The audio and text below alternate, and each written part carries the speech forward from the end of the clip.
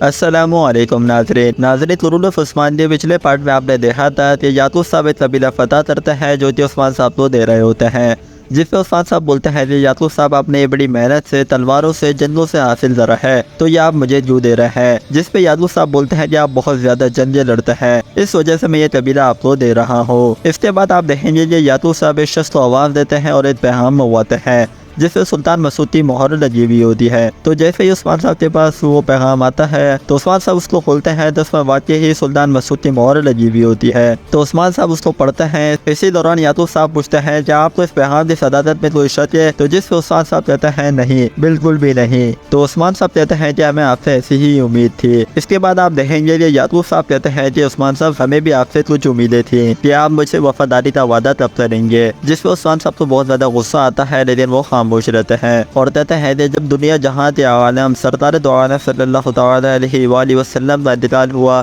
تو حضرت علی نے اور حضرت ابو بکر صدیق رضی اللہ تعالیٰ عنہ کے ساتھ فرما برداری کا وعدہ نہیں کرا، تو آپ مجھ سے ایسا وعدہ کرنے تو نہ رہیں، جس پہ یعقوب صاحب کہتے ہیں کہ جی ہاں آپ نے بالکل صحیح کہا۔ اس کے بعد عثمان صاحب اور یعقوب صاحب کی کیا بات ہوتی ہے وہ ہم آپ سے اگلی ویڈیو میں شیئر کریں گے، جب تک آپ ہمارے چینل کو سبسکرائب کر لیں۔